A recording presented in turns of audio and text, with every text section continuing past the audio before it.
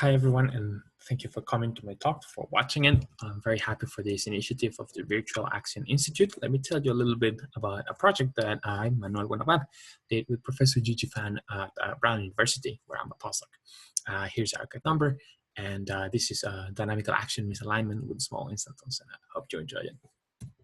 First of all, let me tell you that if you could watch my other talk, I have another talk in the same space called Constraints on Actions for Cosmic Distance Measurements. It's a little bit more recent. We just put it out. So do stop by, watch my talk, read our paper. Thank you. Well, the QCD action is probably one of the favorite particle of the high energy physics community because it helps to do a lot of things. One of them is solve the strong CP problem, right? If you remember, the strong CP phase is vanishingly small in the standard model. So if you have an axion, a field that has this potential with an IR scale and the famous cosine potential of the axion, and here's the decay constant, the axion field A, it minimizes its potential in such a way that the strong CP phase vanishes. So it's very nice because it helps solve the strong CP problem. It also is very nice because it does something else, and it can be, in fact, actions. The QCD action can be the dark matter. You can get the right abundance of dark matter through the misalignment mechanism. Here I'm plotting the quadratic contribution to the potential, the cosine potential, the parabola. The mass, this tells you the mass of the axion, which is given by this IR scale and the decay constant of A. And the axion here is represented by a little green ball here. That is initially displaced from the minimum at a misalignment angle theta initial, given by this value.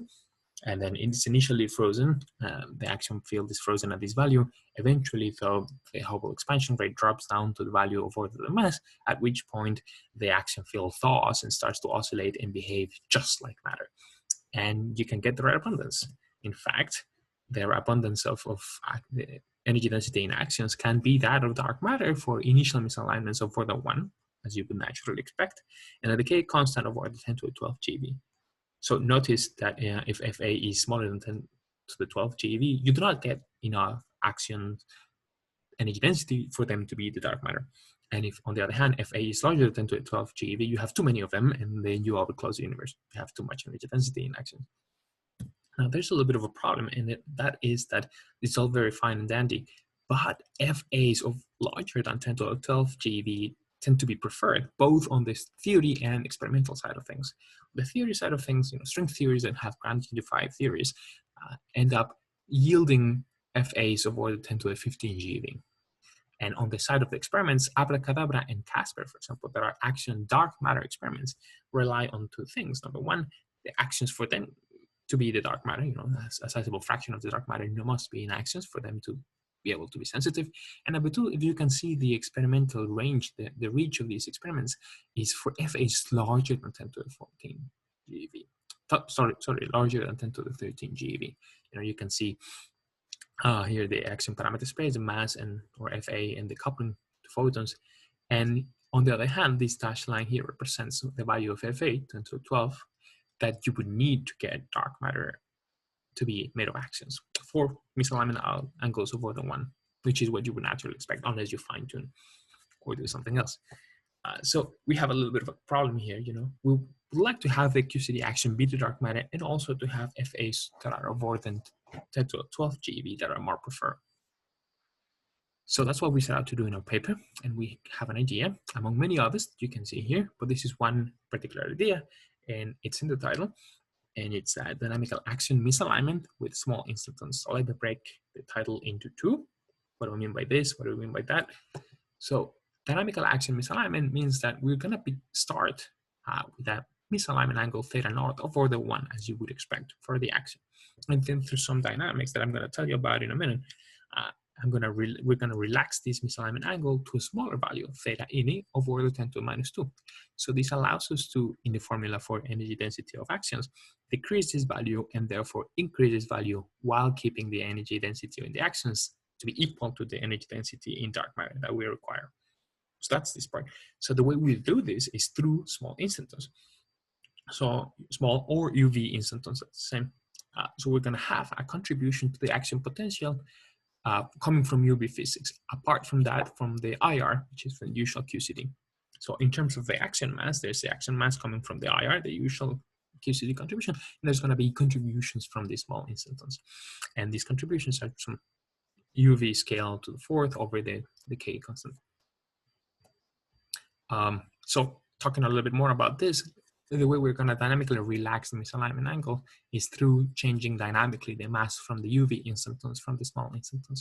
During inflation, we're going to have a huge contribution to the axion mass coming from UV instantons. And then through some dynamics, we're going to make this huge contribution tiny after inflation. And these dynamics of the mass are going to be tied up with the dynamics that relax the misalignment angle. So the way this works is consider here, again, the quadratic potential, quadratic part of the potential of the axion here represented by the green ball at an initial misalignment angle for the one during inflation. And it's such a way that the axion is frozen at this value, and it has a huge contribution from small instantons, okay? So what happens next is that Hubble during inflation is afforded the mass of the axion, particularly the UV contribution, which means that the axion field thaws and starts rolling down the potential. So what happens then is that the misalignment angle starts to decrease, right?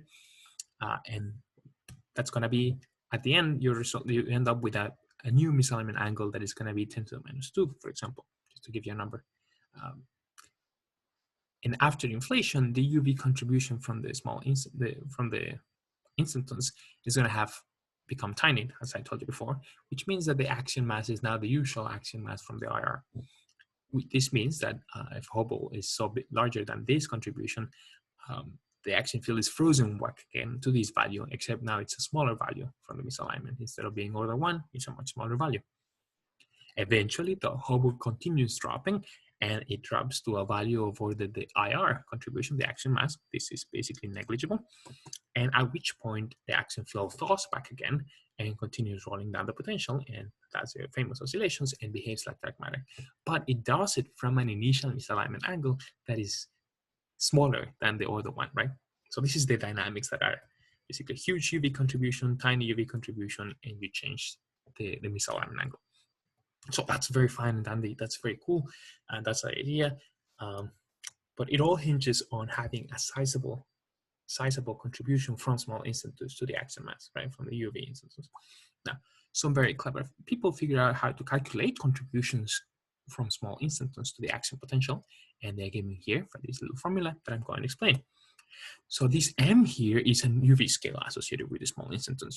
There's nothing more to it. This D is called the instanton density, and it's given by the following expression. Don't worry too much about the different terms here. The important part is here, the exponential, and you can see that this is exponentially sensitive to the alpha being the coupling of the strong force at the scale M, the UV scale associated with the instantons. And there's also a chiral suppression, and this involves all the Yukawas. The way this happens is that when you calculate the contribution to the small instantons, you need to worry about the quarks that are coupled to each other via the Higgs. So the Yukawas appear all over the place, and you need to multiply all of them, and this is the contribution to the small instanton potential. It turns out that I remember the problem with this, though, is that both of these quantities are tiny. And this is a problem because, remember, I just told you I need a large contribution from small instantons. Why is this tiny? Well, if you remember, QCD is asymptotically free, which means that alpha at a UV scale is tiny, which means that 1 over alpha is huge. And a negative huge number in an exponential means that this is dead. This is super tiny. This instanton density is tiny. Furthermore, the chiral suppression involves multiplying all the Yukawas over 4 pi's.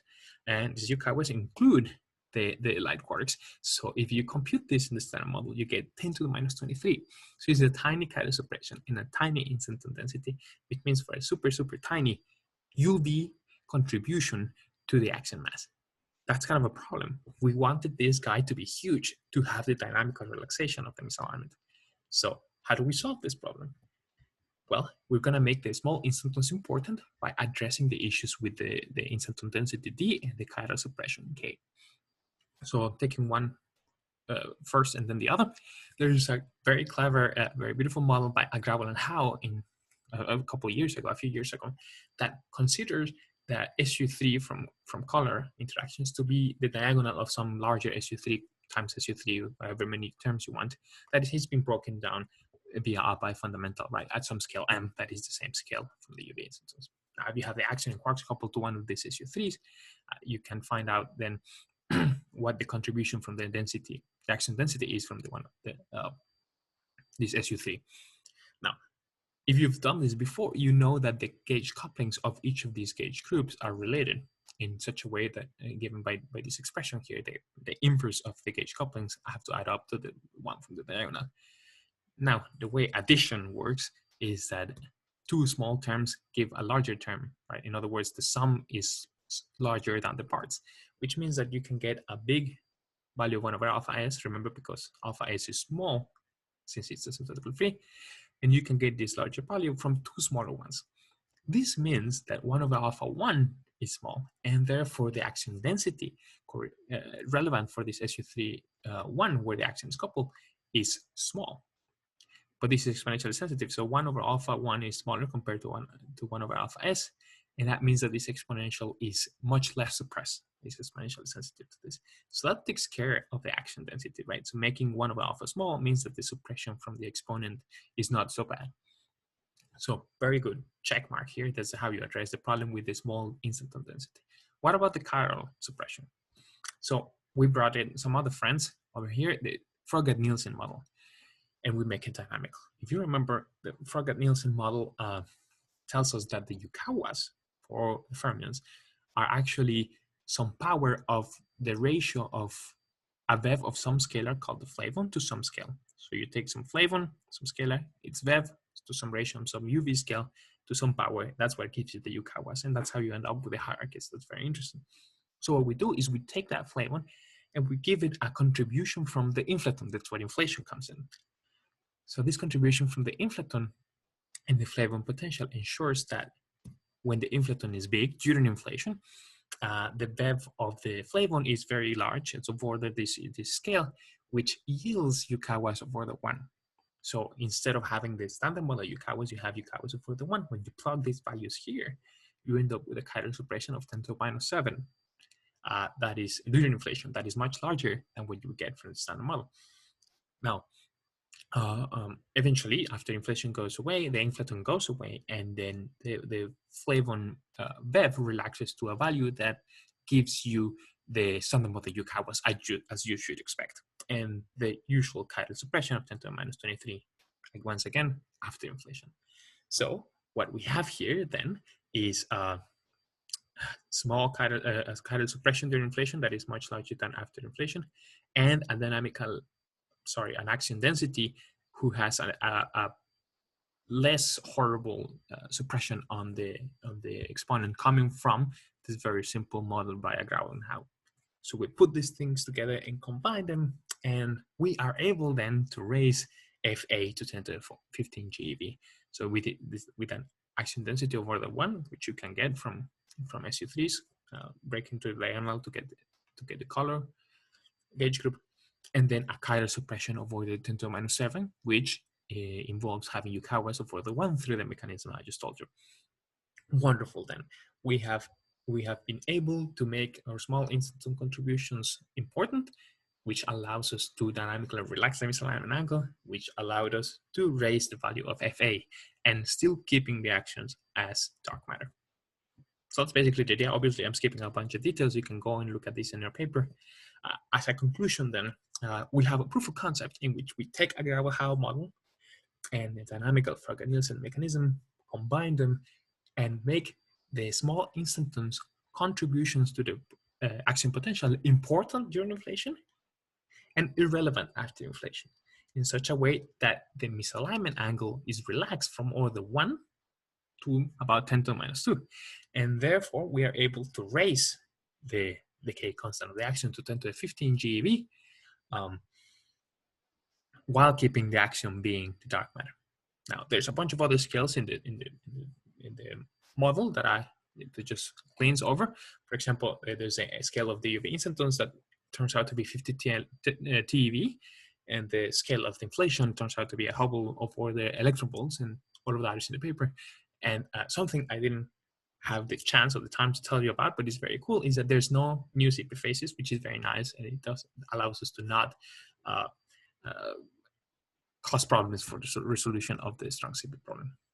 Thank you very much, and I hope you enjoyed this.